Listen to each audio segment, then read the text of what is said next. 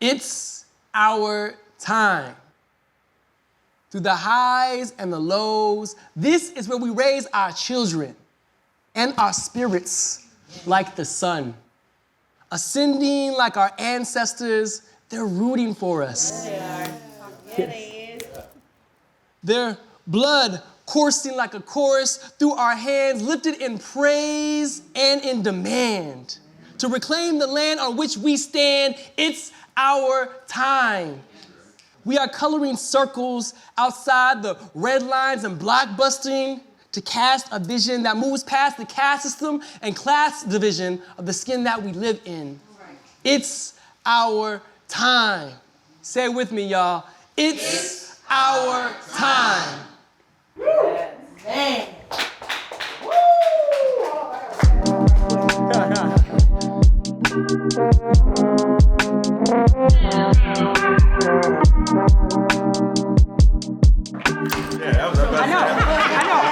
I'm like, can I follow that? Can I follow that? You took the words out of my mouth. It's black, y'all. It's super black. Unapologetically black. Like the black Northside I grew up in. We were all in walking distance from each other. And everybody was black. You remember, Charles? Yeah. We live across the street from each other, right? It's about prioritizing the history and the culture and the generations that are already here. And those are black. There's a lot of history, of how we got here, but I think a thriving Northside is one where we are no longer the social leper of the city or the state, that we are seen as an asset. And in a thriving Northside, we write our own stories. People are welcome to join us, but they're not leading. We're leading ourselves. And we honor those who've gone before us, because when I tell you freedom fighters, this is the epicenter. I think youth have been kind of criminalized over time, and I think a thriving Northside is that they're valued, they're elevated, they're not ornamental, they are heard. Children should be heard. Yes. I like to piggyback on you, Felicia, actually. So I agree. I think that a thriving Northside means that we put a lot more effort into our youth. And really, they have the power to control the neighborhood that they're going to want to work in and on. To live, yeah. So it's really important that we give them those resources, we give them spaces, because I'm only 22, so I still, I guess, but we don't have a place to go. And I work with high schoolers. They don't have a place to be. They don't have a place to have fun. They don't have the space. I think that the generation that you have, the nostalgia gets. Years ago, Tina Flint Smith, when she was the chief of staff for Mayor Ryback, I think during his first term, asked me, Tim, what do you want in your neighborhood? What do you want in your community? And I paused and I thought about it for a couple of seconds. She lived down in Linden Hills. I said, Tina, the same thing you got in your neighborhood. I want nice restaurants. I want to be able to go to dry cleaners in my neighborhood. If I need to print and ship something out at a UPS store, I want all that. I want a safe playground. And we need economic vitality. And Booker T. Washington once said, at the bottom of politics, at the bottom of education, even at the bottom of religion itself, there must be economic vitality in the community. That's the engine that gets us where we want to go and where we need to be. I really go back to the Black Wall Street. That's how I view each corridor on the north side. I think about the artists and creators who are upstairs who live around the corner. I see them as owners and developers in this community. And I see abundance, I really see abundance on the north side. And I see the future for me is us modeling those behaviors of abundance. We just gotta continue to keep the doors open, continue to embrace and be forgiving. We're so unforgiving to one another. Those fries was cold and I'm never coming back. How many times do you go to any other place? You don't talk about me, huh?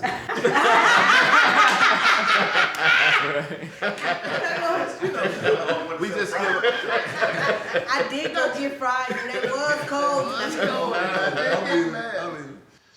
I brought my first Janet Jackson album from the Sumner Library. I love being in the library and ice skating at Harrison. And I went to Lindale Elementary School, where I head home at. And so that gleaning young person I was, there wasn't a space outside of those, areas to cultivate who I was. Instead, I was met with my mother's own grief, right, in life that kind of overshadowed my world. So I grew up in the, crack, dope house, all of that. And the place everybody came to be cool, the place I wanted to get out of, the vision that I want to see on the north side, where Black people, where we're normalized for who we are, how we talk, how we think, like we exist, we matter, the way we show up, and we're diverse in who we are across our social economic status. There's not a one way to be, and that we can break through our own, chains of classism that exist among us about who's this and who's that. Because I come straight out the neighborhood in a different way, and for me, there's not a level that I can't and don't operate on. Like everything needs to be available for us to achieve our highest level of humanity in an excellent way. And so without those, and so for me, I want to see that. And I don't want us to, turf bang on, who's a North Sider, who isn't, or who grew up here, who's family generational. At the end of the day, right, we're all responsible for the same thing of really creating excellence in ourselves as Black people that can help us thrive through generations. And so that's what I'm interested in seeing, and creating a pathway by which that is achievable, period. I came to North Minneapolis by way of South Memphis, and what I realized as I was going to school, and some of us have tough backgrounds and family households and all those things, but what I didn't have is a level of what was next for me. I didn't have role models or encouragement or a vision or a picture of what I could grow to be. I didn't know if I could be an artist, you know what I'm saying? I didn't know if I could be a successful developer, own my own business. I'm an engineer. I didn't know if I could be an engineer because there was no other Black engineers that I knew of. There was nobody that I can look to as an example. And so from an educational and community standpoint, I want people like us in this room in a thriving North Side to be involved in the youth life, because that is the future. That is how we build more influential people like ourselves gathered in this room. I want somewhere to bring my little kid down. We're gonna park on the side of the street. Better yet, a parking ramp or a parking lot that's free to the public from this and that. And we don't have to move our cars at 4 p.m. because we want to control the traffic that goes this and that.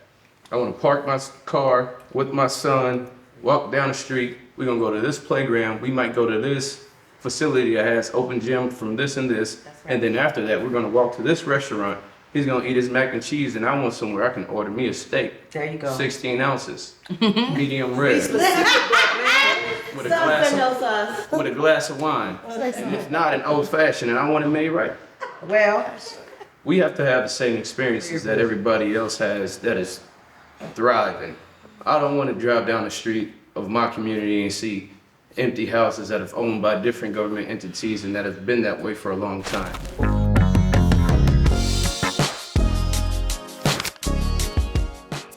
Kenya McKnight-Hyde, CEO and founder of the Black Women's Wealth Alliance and owner of the Zara. So I moved to North Minneapolis as an 8-year-old. So I'm originally from Illinois, lived south, Minneapolis a couple years. We got affordable housing, so we moved north. I went to school here, elementary, junior high, and high school, and then I worked here and I played here, have family here, a lot of memories here. I'm an original cookie car kid and did a lot of things on the north side. So it's a fundamental part of my life experience and identity. So Zara means to be radiant and to flourish. It's like a flower. It blooms, blossoms, and Zara and Zahir just came to me as something that I needed to do something with, and I really didn't know at the time. It didn't become clear to me until really late 2020, after doing some work with the mayor of Minneapolis around his economic recovery work. And in that, we were really helping the mayor figure out how to rebuild the city equitably we came up with a whole bunch of solutions from the African American, the African immigrant, the Latinx, the indigenous communities. And one thing we centered on of many was that we needed to have cultural spaces. One, wellness, and was another, but ultimately commercial real estate that we owned in our communities, as part of how we build wealth and how we can really make real change and a difference in our community. I became curious and thinking like, why I'm thinking about this for other people, I should really be thinking about it for myself. Through the Black Women's Wealth Alliance, we had started a program called Ancient Remedies, and we began to work with a lot of Black healers to put on healing wellness sessions using other modalities such as chakra, massage therapy, acupuncture, ionic foot soak, salt caves, crystal rock stones, apothecary. When you look across the city, what I realized is that they didn't have a real platform. They were, showing up at pop-up shops. They were, working in more affluent, whiter neighborhoods where these kind of centers were normalized, but you couldn't find them in the Black community. My vision for it is simple, really. It is, really to create, again, Minnesota's first holistic wellness complex that is Black owned and led, that will be located right in the heart of where all the pain is on the north side. Currently, it's a 28,000 square feet building. We'll be adding 10,000 square feet to the building. It has 15 commercial suites, 2 commercial kitchens, 2 basements, full restaurant, and outdoor patio. But what we're going to do is expand the 15 suites to 25 to 30. We'll be adding event space, and we'll modify the restaurant to a food hall. And we will turn this into a public plaza so that you can achieve or experience wellness without ever coming in the door. So we're excited to break ground the fall of 2023 and to normalize wellness from a cultural lens here on the north side. I think that our community, the narrative about who we are and what we are is a narrative of despair. It does not hold us up in prosperity. And I think the investments and the strategies that have been used to create opportunities for our communities keep us poor. We can never forget, about those of us who are struggling, yet we also have to recognize that, we have to build on the middle ground, because when we build our incomes up and ourselves up to a level, we don't really have a place to be in our community anymore, because the way things are designed here, from housing to business, et cetera, doesn't support our ability to stay. If all of the housing is affordable, then, we exceed the income limits. If the businesses here just serve the bare minimum, it doesn't allow us to invest our money. And so we've got to build a community that supports us at every level of our economic, status as a people as we grow. And currently, places like the Northside doesn't. And that's not all our fault. That's the way it was designed. And that's the thing that we're trying to break. But in breaking that, we also have to make sure our community understands the importance of us building that.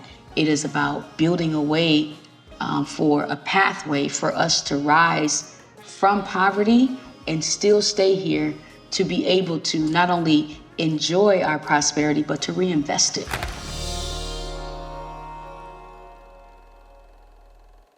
Part of what I feel in the room is that folks have a vision for the future, right? And the challenge today, of course, is building the pathways to get there, right? So the question that I want to ask is, what are the patterns of life that currently exist in North Minneapolis? What are the patterns of life do we need to build towards to run to this future that all of you are so beautifully talking about? So I'm a Polar alumni. I went to North High School. I graduated. Yeah.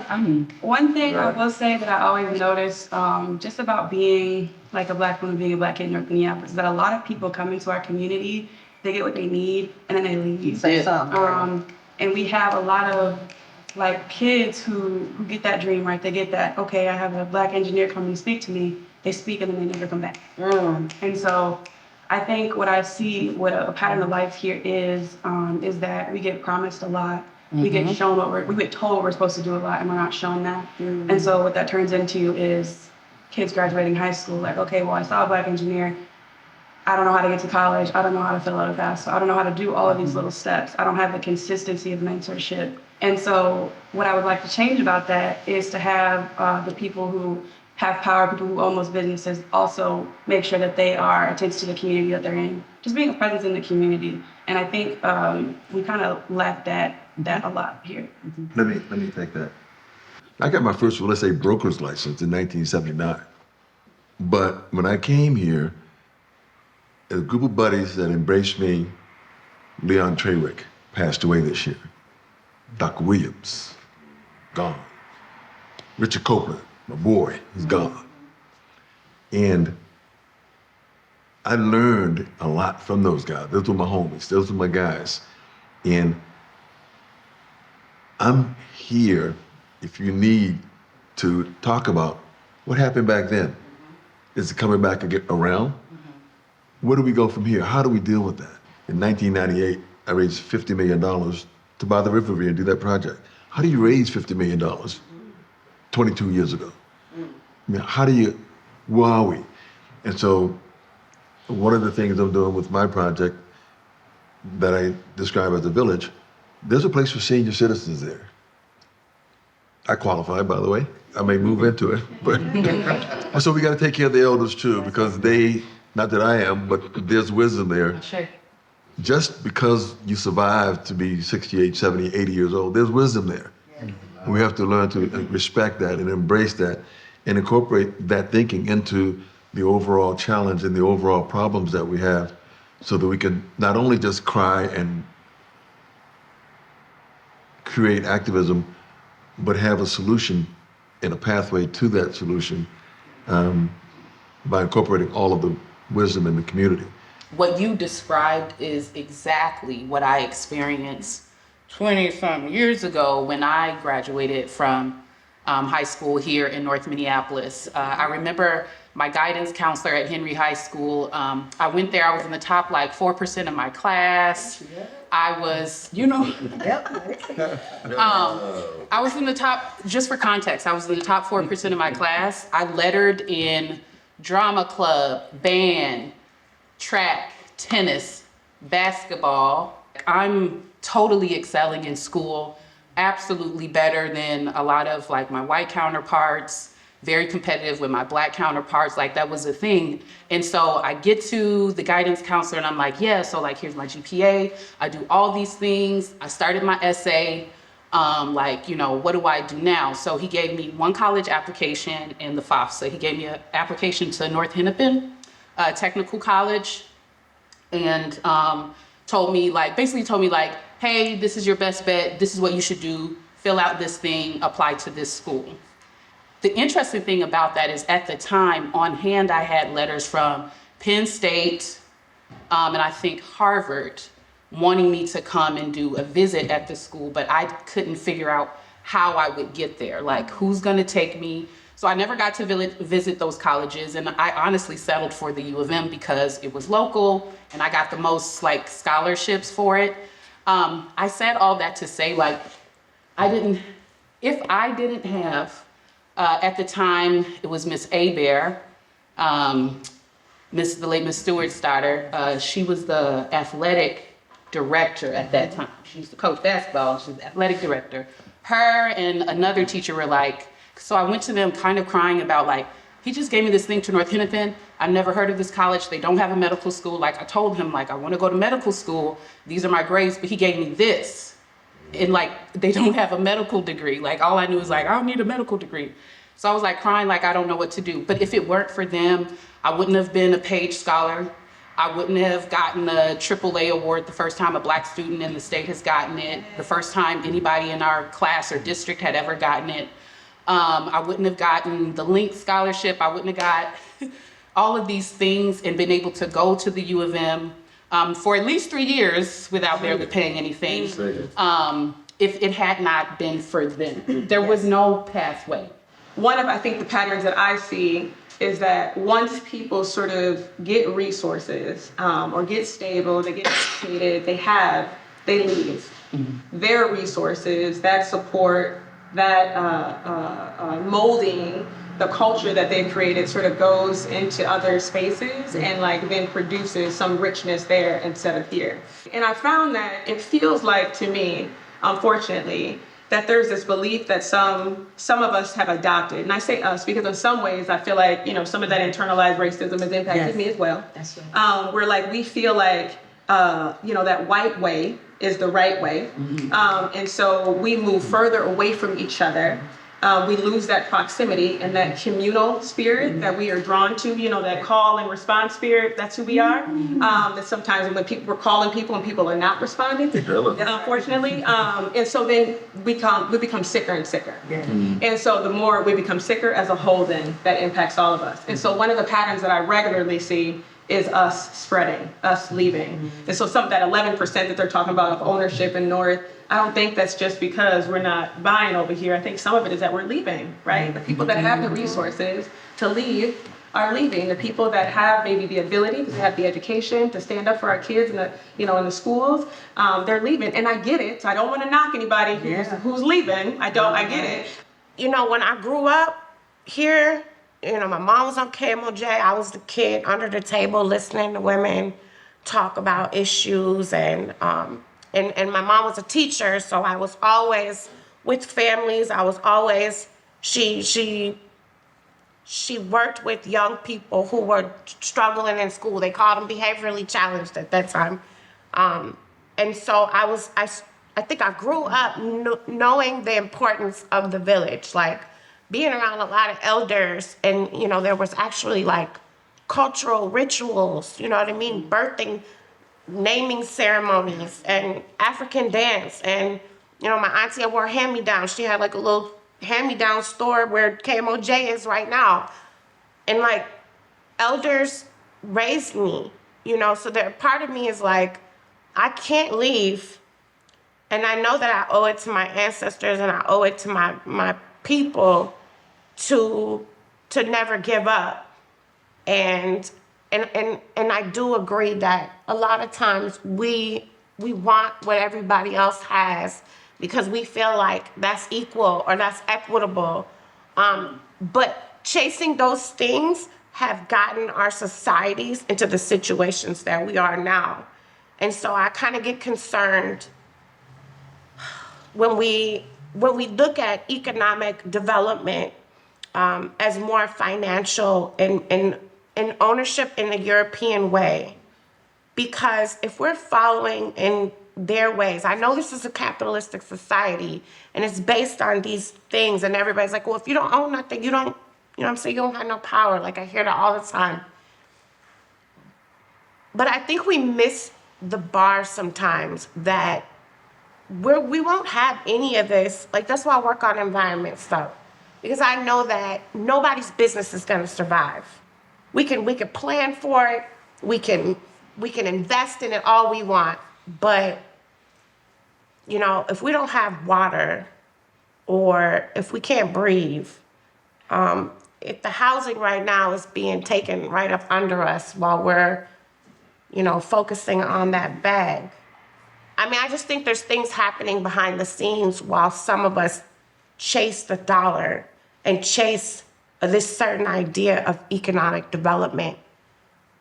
And in the end, I think the real economics are being snatched from us behind while we're sleeping. So I did move to North Loop, and that's a gentrified side of Northside, so I'm still where I need to be. But I'm definitely not gonna compromise on my quality of life to wear a badge of honor to say I live here. I invest here. I own property here, companies, and most of the people I serve are here. So my money's here, my family's here. And whether I'm geographically in this space or not, I'm responsible for helping to create a pathway to a future that I'm not dictating. I don't know what the young folks want to create. I'm not a person who believes the future is about youth. I think it's beyond them, because after they get older, then what? So I think it's about creating a continuum of possibilities that every generation is responsible for upholding. But I also think that one of the biggest challenges I come across is somebody who's worked here for over 20 years as a volunteer and now an entrepreneur, developer, et cetera, is that I'm constantly challenged by the narrative that our own people, particularly activists and folks who work in the policy space, perpetuate.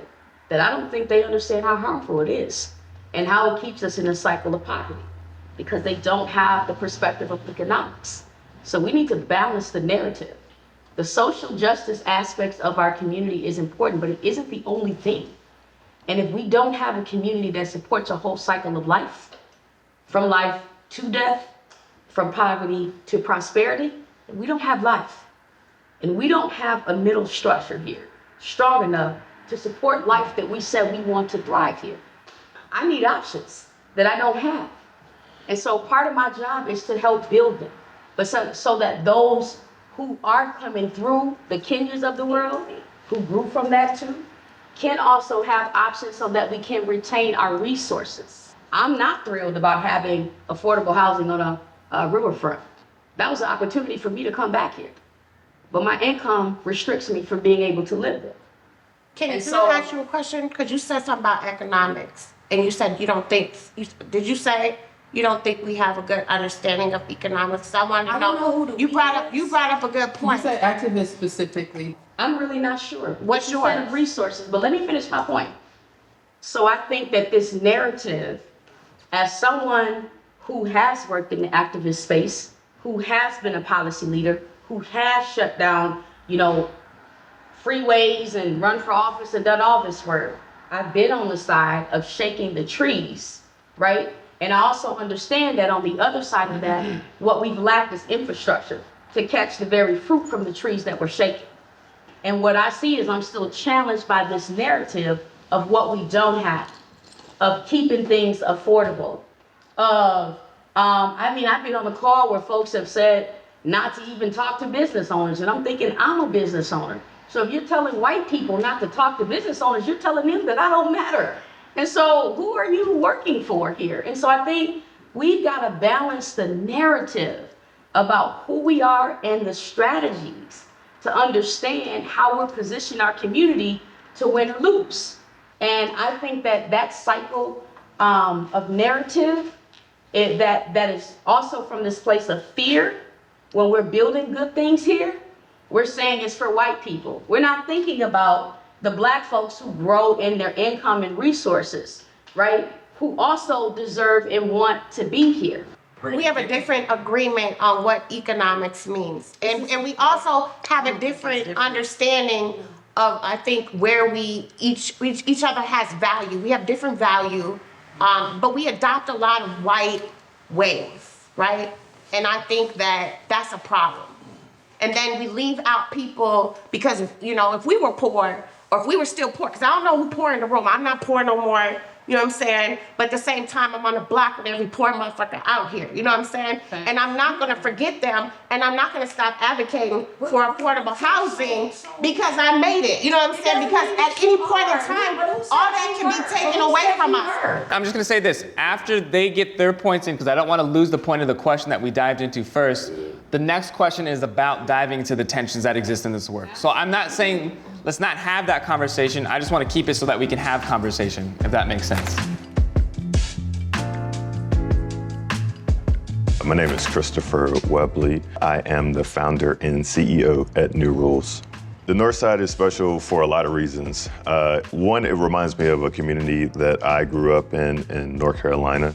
When I first moved to Minneapolis, it was the first community that I levitated to and really fell in love with the Northside.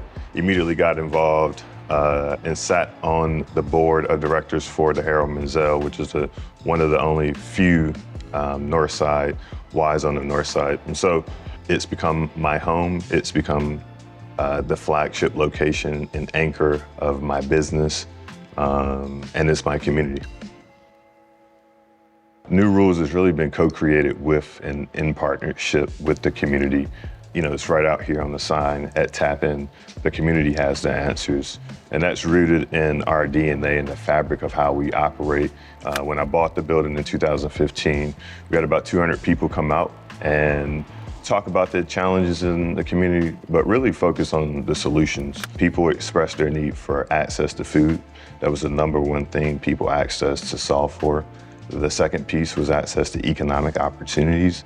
And then the third priority was access to space, housing, workspace, event space. And so we really went to the drawing board and used our flagship location on Lowry to prototype what space could look like to address these challenges. Again, this conversation with the community did not start and end at the beginning of the project. It's been an iterative process. And so we've continued to engage the community of like, all right, what does co-working space actually means? For our community, it's not coffee and internet. It's, I need access to that industrial sewing machine. I need access to that 4K camera that shoots, so I can shoot my music videos. Our co-working space has been formed around the needs of Black and brown creatives and small businesses here on the North Side. COVID came and really decimated our shared workspace and event space on Lowry in terms of we just couldn't be open. At that time, we also too were prototyping food and beverage at that location, but it was a blessing in the sense that New Rules was able to make a pivot and reshift our team's time to really double down on real estate. We had gotten to a point where we've prototyped enough in our current locations to now start to scale that work throughout the community. And so we bought this old Speedway site that sat vacant for the last 15 years to house Tap In. Tap In was really conceived of this idea of we really wanted to create a community space to house and anchor the bright and brilliant talent here on the North Side. Where do the Houston Whites and the Kenya McKnights and the Babingtons of the world, where do we go and to eat and commune on the North Side, to talk about our projects, to talk about our learnings? We wanted to create a space that can really start to be a cultural hub that has an anchor around food and beverage. So by day, we will serve really yummy craft cocktails that are in-house made recipes. We'll also too have a restaurant here that will feature fast casual food. We want this to be the space that people come to get their spirits fed, to get literally fed, and to get educationally fed. We want that to be that institution here on the North Side. When we think about the realities of doing lending in Black and brown neighborhoods, we have to start with a lot of truths. New Rules, we've been doing this work for 7 years, and I would argue that the narrative of doing this work is really glamorized. The behaviors are not what's glamorized. The actions that it takes to actually live the life of manifesting an idea is not a behavior that exists consistently. And so when I think about the ecosystem of people who have to make who make these projects come to life, every project we touch starts out 50% underwater from the day we conceive it. Every building that we've ever touched on the North Side always appraises exactly 50% underwater. This building is $1 million project. It appraised for $507,000. So that means off the bat, and it doesn't change the economics of how much it costs to build the building. The building costs what it costs to build the building. In this ecosystem, especially in the financing ecosystem, there are so many Black and brown folks who, we statistically get less than 2% financing by institutional banks. That means that everybody in the ecosystem has to start to think differently about how we approach this work. When I think about what's being said and segue into the next question, I think about a Black agenda. And the reason why we're sitting in this room debating these very topics are because a group of white men got in a room hundreds and hundreds of years ago and they planned out their future. I see the North Side of us getting in the room and duking it out like we doing. We gotta have these fights. We all want the same thing. How we get there is disputable if we're taking the right path, can be disputed all day. I think where we got to get back to is an agenda. We got to have these conversations every week, every quarter. Agreement is not required, but respect is.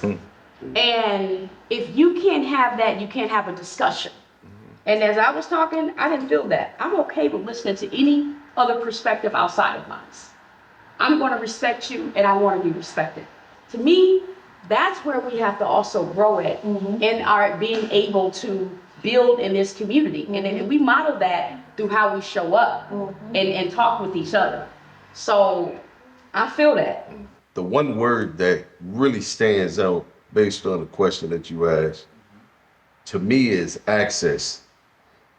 Access to a good education, access to a good job, access to explore, access to good health care, housing, transportation, so on and so on. Access to a conversation like this, access to entrepreneurs, intergenerational connections. You know, as I was young, and in fact, it's a pleasure to be here with Mr. Baylor and Mr. Caldwell, is because I can reflect on moments where I was the eyesore of the community. I was the naysayer, the bad guy, doing things that was destructive in the community. But look at where I am today. That's right, you do. So I'm pretty new to this space. I don't know if anybody's, I see a couple familiar faces. Yes, I'm pretty new to like the whole adult thing aspect of serving the community. I just graduated college and I'm here in this lovely world with all y'all. I didn't realize that there was like a tension, right, between, I don't know, but it seems like maybe activism and like the more developer side of it. So that's kind of surprising because we're all in the same room, right, to build community. We're concerned about our community, our Northside. So I was a little taken aback when I seen that because I was like, why? Why is it? The reason that things aren't happening right now currently are because we can't come to certain conclusions with each other. And we just need to figure out what are we going to do individually with our corporations, whatever we're doing to help the people, to help our community, to help our brothers and sisters, our uncles, our grandmas, our aunties. But also, I think activism is necessary in community building like this. It's necessary for when you consult people, the communities you're building for. And I don't think that you want to just come into a community like, here's a house, or like, I'm going to go leave back to my beautiful mint. You know what I mean? We all are community builders. We all work with community. And so we just need to find better ways to approach that, I think. And so I'm glad we all kind of came back together with the conversation. And I'm also glad to hear different perspectives. And I think just moving forward, might be kind of corny, but I always have my why at my forefront, right? I know what I want. I know what I want to see. We have people in the room who can build that, literally. We have people in the room who can do that in policy, people who can tell the stories about it. We have people who can sit down. We have people who are in the community with the kids. We are all a part of this bigger picture. We all have a part to play. And so I don't want that, varying things to be the stick in our chain. I want it to be something that lets us build that, right? And yeah, I guess think about that moving forward, because egos, I think they outside of this room, they play a lot bigger picture in decisions that are being made for us already. And I don't want us to have to contribute to that. This tension is not real. It's not real. We actually want the same things. Ego is what shows up, right? And so because we're humans, we're having this human experience together. And the moment I don't feel validated or I don't feel heard or something happens to me viscerally, right? That's what happens. And so what I appreciate the youth that you're bringing to this. I appreciate the eldership and history that you all are bringing to this. I appreciate my counterparts who are in my generation because we kicking in doves, y'all. They ain't ready for us. But I want to employ us to be really, really, really intentional about shedding our egos. Because I got she nasty too. But I don't bring her outside because I understand how destructive she can be. And so it's a process, it's a ritual I have for myself. And knowing in spaces and places where that ego is necessary. I take pride in what I do. And the tension is real. It is real in a sense that we haven't diversified enough how we see a full picture, right? And every aspect of who we are and what we need is necessary My position is that sometimes I think we're stuck on one part of it, but we've got to figure out how to support it across the whole spectrum. None of it is unnecessary. We couldn't have or be here if we didn't have all the activism, right? For hundreds of years, our people been fighting. If we get rid of that, we ain't gonna make it with just this economic approach. Without that, it's necessary, but it can't be the strategy across every area of our work. It has to be complemented with different pieces. My name is Anissa Keys. I am the owner and founder of Aruba Emotional Health Services. North Minneapolis is my home. I was raised on 10th and Oliver, close to where the old King's Supermarket used to be, and the McDonald's that used to be on Penn and Plymouth. And so I grew up going to Lincoln, Franklin Junior High School, North High Polars. I built my home in this community. I go to church in this community. My kids attend school here.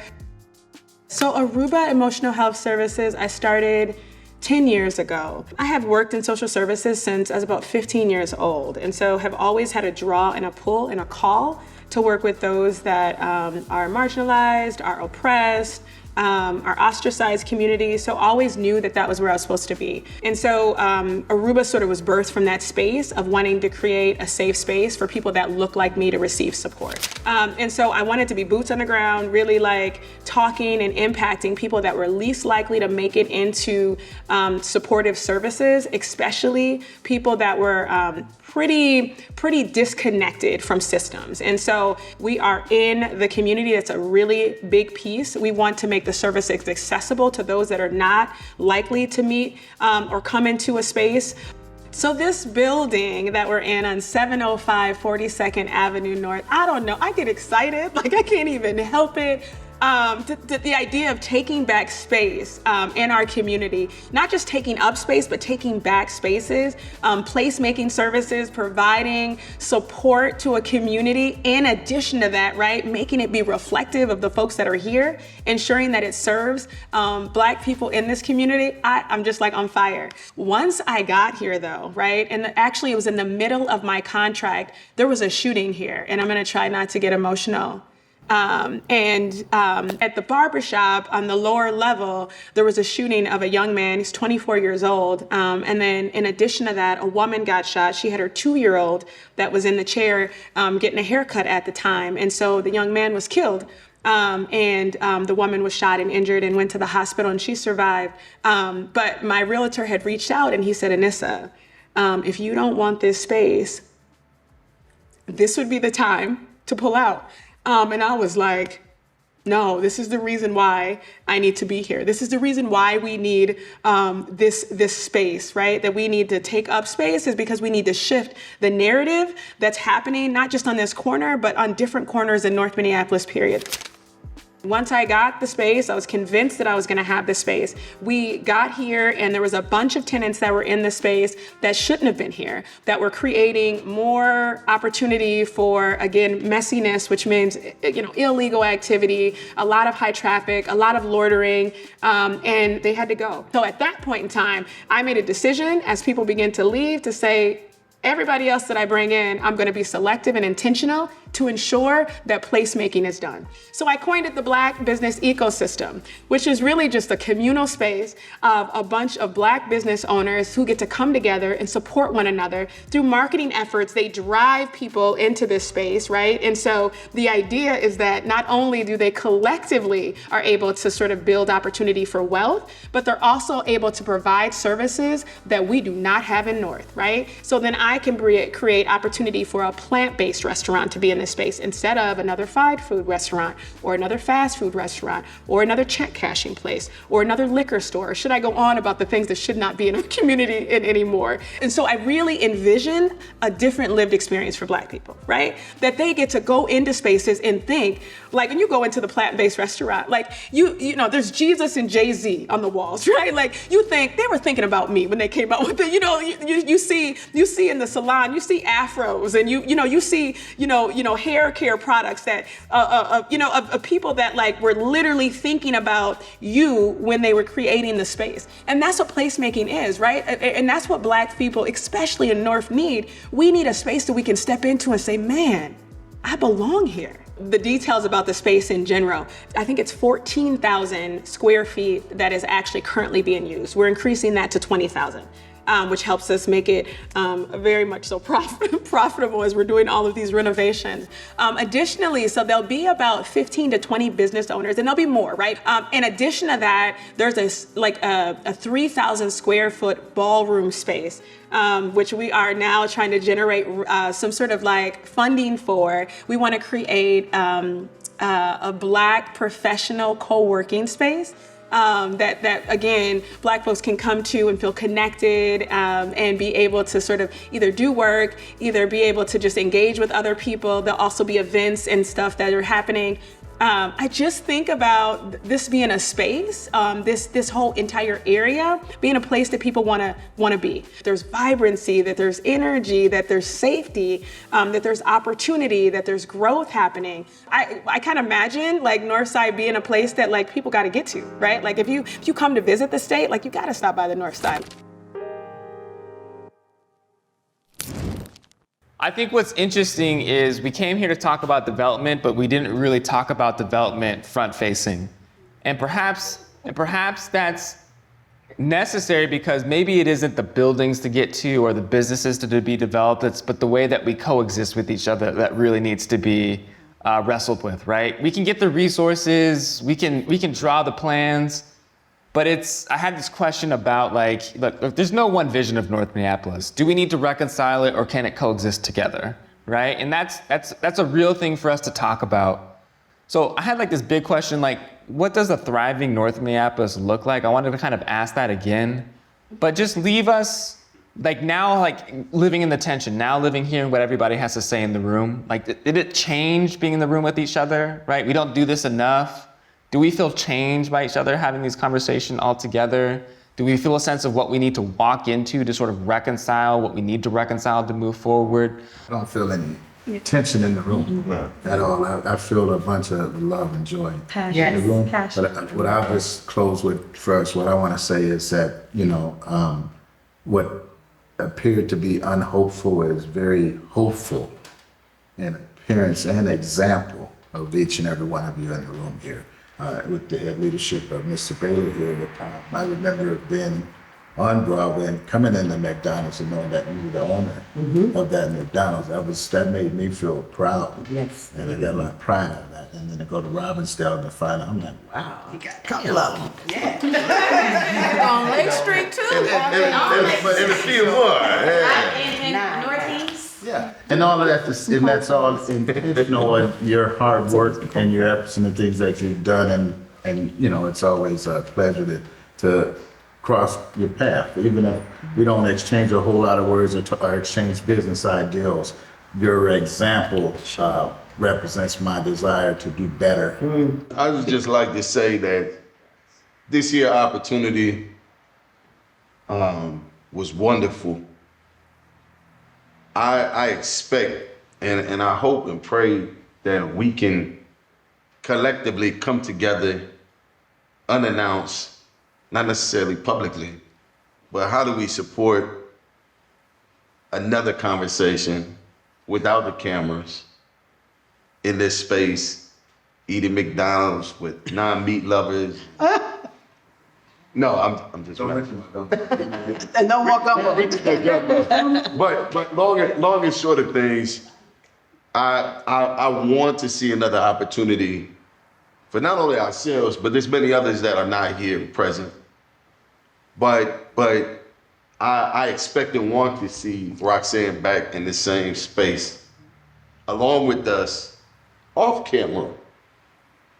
I expect that. Why? Because we are the leaders of this community. And we need to continue this dialogue, and it doesn't necessarily need to be moderated. In real talks, I just want to be able to say, this needs to be continued. We need to have others in the room to begin carrying this conversation forward that really respects all of us, as well as our voices, as well as our presence, and the gifts that we have to bring to the table in empowering this community and moving forward to see that great vision that we all have. The truth is that I'm not a speaker. I don't do well in these spaces. You know, I'd rather be grinding with my kids or my business, and I do that well. And I play my position pretty well. I'm gonna leave the speaking to Kenya, and you know, you need to be a therapist, right? I can't raise 50 million. I can't even raise 500,000. I'm struggling to get a little bit of money. I can't draw. I can't dance. I can't do yoga. You know what I'm saying? So like, I got, you know, not as well as you. So what I think is important is that we need each other. So there's two things. We need to all play our position, but then we need to honor the people that are also playing their positions, right? We have to respect the fact that we have to trust, not just respect, but we have to trust and respect the fact that they are playing their position too. The why is all the same, young lady, right? We're all here for the same reason. And so I think the focus is trusting that that Chris is gonna do what he says he's gonna do. And that I'm just gonna do what I said I'm gonna do, and that we all have to be able to do that well in order for this shift to happen. I was gonna tell the elder I built my company at your restaurant. McDonald's. Thank you for that space. We didn't have a meeting space. We met 6 months every week at McDonald's to figure out what the Black Women's Wealth Alliance was. And you came in there and you gave us coffee. In that little room? Yeah, we met there. So that's where Black women cultivated what the Black Women's Wealth Alliance is today. And we've served over 4,000 women, invested over $2 million. We own a building, other property. McDonald's on Broadway was a space for us to cultivate ourselves in. Thank you. I will say something, and what I want to say is that when we first opened McDonald's, there were a couple of guys that used to come by that were my mentors. One was Dr. Williams. He'd come by just about every day, have lunch. How you doing, Tim? How's it going? There's a guy named Beck Horton. Yeah. Remember Beck Horton? Yeah. Beck used to come by every day or a couple of times a week, sit down and say, hey, Tim, how's it going? What's going on? But those guys kept me up. They kept me up. And so I appreciate that and appreciate your comments. I just wanted to sort of just wrap in this feeling of hope that I also feel, but also to let you know, I found an inspiration in each of you over pieces of my life here in Minneapolis. It's actually very interesting to meet you, Ajela, because I remember reading about you in North News right when you graduated. And it's really funny, I was just thinking about this when you were talking. And at the time, my wife and I were buying a house just right up the street, and we were thinking about having kids, and we felt sort of an unease and sort of like about that, like, okay, where's the schools they're gonna go to? What's this life that they're gonna live? But I remember reading about you, and I remember us saying that if kids like this are coming out of this community, then this is the perfect place for us to be. So you may be saying, I'm young, I'm new to this, but like your inspiration has been present for a while, probably in a lot of ways that you haven't seen. And I can say, like, I probably have a story about that for each and every one of you, to be honest, and I hope to get a chance to share that with y'all. But I thought it was cool to sort of tell it to you. So I find a lot of hope in this room. I find the power of the Northside in this room. There's more to be added to this room, and I hope we intentionally make that space to get there. And it may not be tension, but it's sort of the birth of love. There was a little art going on. There you go. The wisdom from the elders. I had questions about all these things that y'all just got to anyways. But thanks for taking the time tonight. Thanks to each of you. Thanks to all of you. Hope this has been great. Let's go party soon. This has been great. Yeah. Thanks,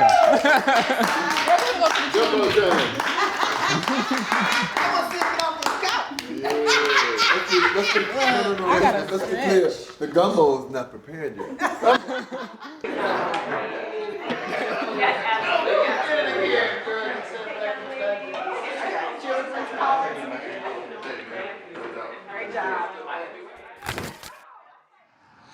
It's our time. Many covet us, and yet restrictive covenants cannot stop churches, nonprofits, barber and beauty shops from becoming hot spots, transforming vacant lots into innovative healing spaces beyond what was once thought impossible. Group economics have taught us that we may not have it all together, but together we have it all. Communities divided by widening highways, united to organize bus and bike lanes. It's a movement. We're meant to move the world closer to each other, closer to our humanity, closer to our hearts, closer to the breath in our chest, this present moment where it all starts. Now, it's our time, and always has been.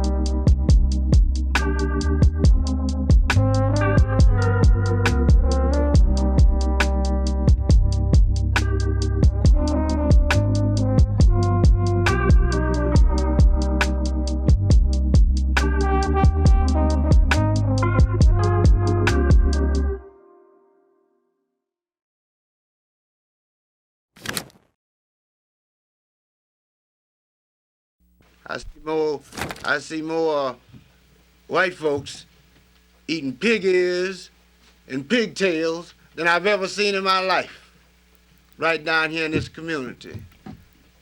I've been eating them since I've been here. I need some steak, and I know they want some steak.